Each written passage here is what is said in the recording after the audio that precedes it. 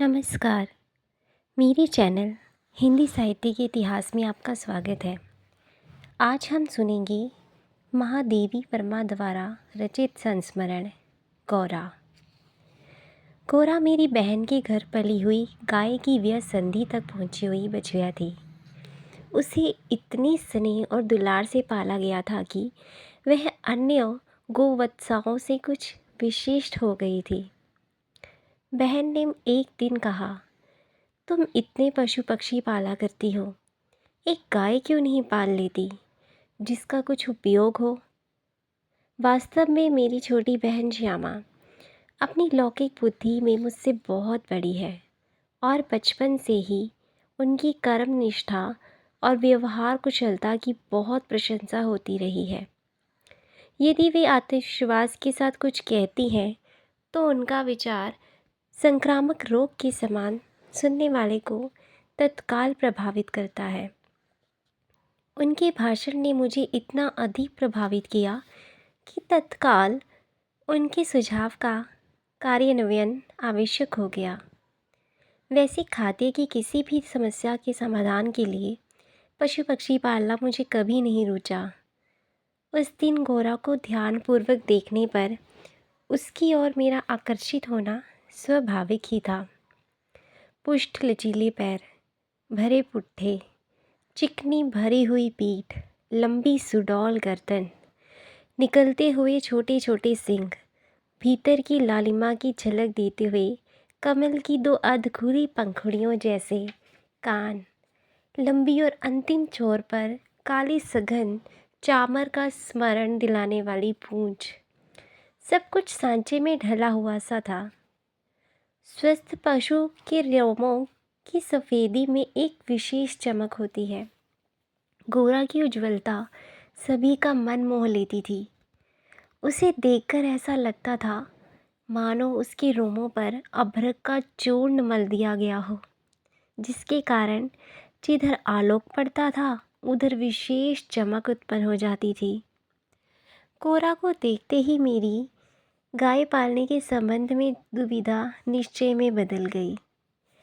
गाय के मेरे बंगले पर पहुंचने पर मेरे परिचितों एवं परिचारकों में श्रद्धा भावना उमड़ पड़ी। उसे लाल सफ़ेद गुलाबों की माला पहनाकर केसर रोली का बड़ा सा तिलक लगाया गया। घी का चौमुखा दिया जलाकर आरती उतारी गई और उसे दही पेड़ा खिलाया गया। उसका नामकरण हुआ गौरा।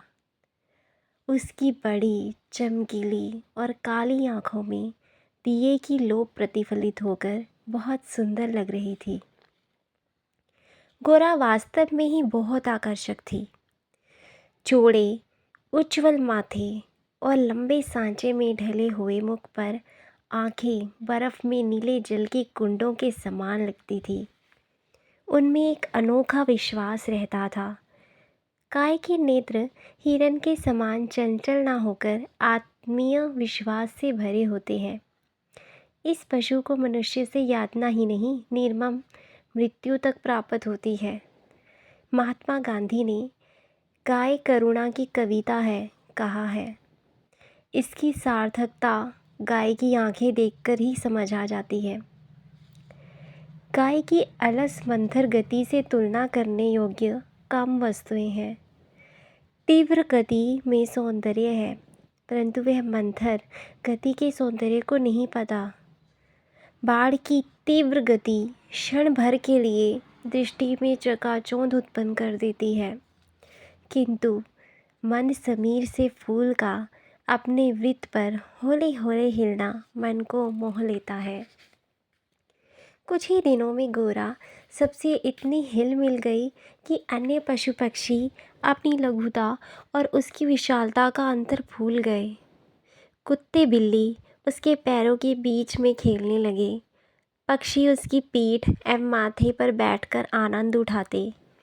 वह सभी को आवाज़ से ही नहीं, पैरों की आहट से भी पहचानने लगी। उसे समय का इतना अधिक बोध हो गया था कि मोटर के फाटक पे पहुंचते ही वह बाँ बाँ की ध्वनि से हमें पुकारने लगती। भोजन में देर हो जाने पर रंभा रंभा कर घर सिर पर उठा लेती थी। वह हमसे मानवीय स्नेह के समान ही निकटता चाहती थी। निकट जाने पर वह सहलाने के लिए गर्दन बढ़ा देती, हाथ फेरने पर अपना मुख आश्वस्त भाव से कंधे पर रखकर आंखें मूंद लेती, दूर जाने पर गर्दन घुमा घुमा कर देखती रहती। आवश्यकता के लिए उसके पास एक ही ध्वनि थी, परंतु उल्लास, दुख, आकुलता आदि की अनेक छायाएं उसकी आंखों में तैरा करती थी। एक वर्ष के उपरांत गोरा एक सुंदर वत्स की माता बनी। वत्स अपने लाल रंग के कारण गेरू का पुतला सा जान पड़ता था। उसके माथे पर पान के आकार का श्वेत तिलक और चारों पैरों में खुरों के ऊपर सफ़ेद वलय ऐसे लगते थे मानो गेरू की बनी वत्स मूर्ति को चांदी के आभूषणों से अलंकृत कर दिया गया हो। बछड़े का नाम रखा गया लालमणि। माता पुत्र दोनों निकट रहने पर हिमराशि और जलते अंगारे का स्मरण कराते थे। गोरा प्रतिदिन 12 सेर दूध देती थी। अंततः लालमणि के दूध पीने के बाद इतना अधिक दूध बचता था कि कुत्ते बिल्ली तक को दूध मिलता था। दूध दोहन के समय वे एक पंक्ति बनाकर बैठ जाते। महादेव उनके लिए निश्चित किए गए पात्रों में नाप नाप कर दूध डाल देता, जिसे पीने के उपरांत वे अपने अपने स्वरों से कृतज्ञता ज्ञापन सा करते हुए गौरा के चारों तरफ उछलने कूदने लगते। मेरे नौकरों में से किसी को भी ढंग से दूध दोहना नहीं आता था। वे इस कार्य में बहुत समय लगा देते थे। गौरा के दूध देने से पूर्व जो ग्वाला हमारे यहाँ दूध देता था, जब उसने इस कार्य को करने का आग्रह किया तो हमारी समस्या का समाधान हो गया। अगले दिन से उसने गौरा का दूध दोहन का कार्य आरंभ कर दिया। 2-3 मास के उपरांत गौरा ने दाना चारा खाना बहुत कम कर दिया और उत्तरोत्तर दुर्बल और शिथिल रहने लगी। अनेक पशु चिकित्सकों को दिखाया। वे निरीक्षण, एक्सरे आदि के द्वारा रोग का निदान खोजते रहे। अंत में उन्होंने निर्णय दिया कि गाय को सुई खिला दी गई है, जो उसके रक्त संचार के साथ हृदय तक पहुंच गई है। सुई के हृदय के पार हो जाने पर गौरा की मृत्यु निश्चित है। मुझे कष्ट के साथ साथ आश्चर्य भी हुआ। सुई खिलाने का कार्य कौन कर सकता है? दाना चारा तो हम स्वयं देखभाल कर देते हैं, परंतु संभव है उसी में सुई चली गई होगी। डॉक्टर से ज्ञात हुआ कि दाने चारे के साथ रखी हुई सुई मुंह में ही छिदकर रह जाती है। गुड़ की डली के भीतर रखी हुई सुई ही गले के नीचे उतरती है और रक्त संचार में मिलकर हृदय तक पहुंच जाती है। अंत में ऐसा सत्य उद्घाटित हुआ जिसकी कल्पना भी मेरे लिए संभव नहीं थी। प्राय कुछ ग्वाले ऐसे घरों में जहां उनसे दूध अधिक लिया जाता है, गाय का आना सह नहीं पाते। अवसर मिलते ही वे गुड़ में सुई लपेटकर उसे खिलाकर उसकी असमय ही मृत्यु निश्चित कर देते हैं। गाय की मृत्यु के पश्चात वे उन घरों में फिर दूध देने लगते हैं। सुई की बात पता चलते ही ग्वाला भाग गया। अंततः संदेह विश्वास में बदल गया। दिन प्रतिदिन गोरा की दशा शोचनीय होती गई। वह याद करके आज भी मन सिहर उठता है। डॉक्टरों ने कहा, गाय को सेब का रस पिलाया जाए तो सुई पर कैल्शियम जमने से उसके चुभन की संभावना कम हो जाती है। गोरा को कई कई सेर सेबों का रस पिलाया जाता। ताकत के लिए इंजेक्शन दिए जाते। वह मोटे इंजेक्शन भी शल्य क्रिया के समान दुखदाई होते। अब गोरा उठ भी नहीं पाती थी। पास बैठने पर वह अपना मुंह फेरे कंधे पर रख लेती थी। लालमणि बेचारे को तो माँ की व्याधि और आसन्न मृत्यु का भी बोध नहीं था। मजबूरीवश उसे दूसरी गाय का दूध पिलाया जाता था, जो उसे रुचता नहीं था। वह अपनी माँ का दूध पीना चाहता था, अपनी माँ का सानिध्य चाहता था। वह गोरा के पास पहुंचकर उसे सिर मार मार कर उठाना चाहता था, या खेलने के लिए उसके चारों ओर उछल कूद कर परिक्रमा ही देता रहता था। मैंने अनेक जीव जंतु पाल रखे हैं, अतः उनमें से कुछ को समय असमय विदा ही देनी पड़ती है, परंतु ऐसी मर्म व्यथा का मुझे स्मरण नहीं है।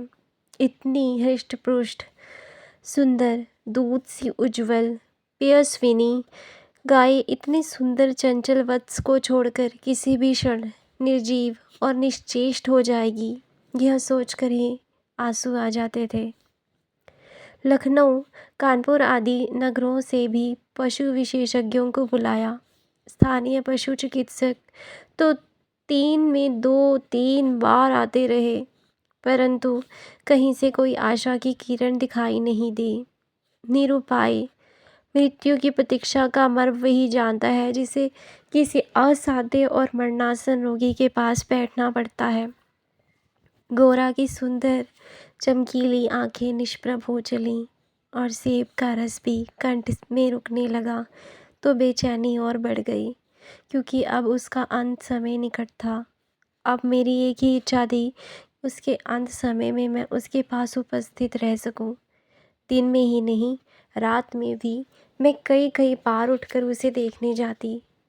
अंत में एक दिन ब्रह्म मुहूर्त में 4 बजे जब मैं गोरा को देखने गई, तब जैसे ही उसने अपना मुख सदा के समान मेरे कंधे पर रखा, वैसे ही वह एकदम पत्थर जैसा भारी हो गया और मेरी बाह पर से सरक कर धरती पर आ गिरा। कदाचित सुई ने हृदय को भेद कर बंद कर दिया। गंगा के प्रति लगाव एवं श्रद्धा की भावना मुझ में कूट कूट कर भरी हुई है। गंगा के किनारे जाकर मुझे असीम शांति प्राप्त होती है, इसलिए अपने पालित जीव जंतुओं के पार्थिव अवशेष में गंगा को समर्पित करती हूँ। कोरा को ले जाते समय सभी व्यथित हो उठे, परंतु लालमणि इसे भी खेल समझ उछलता कूदता रहा।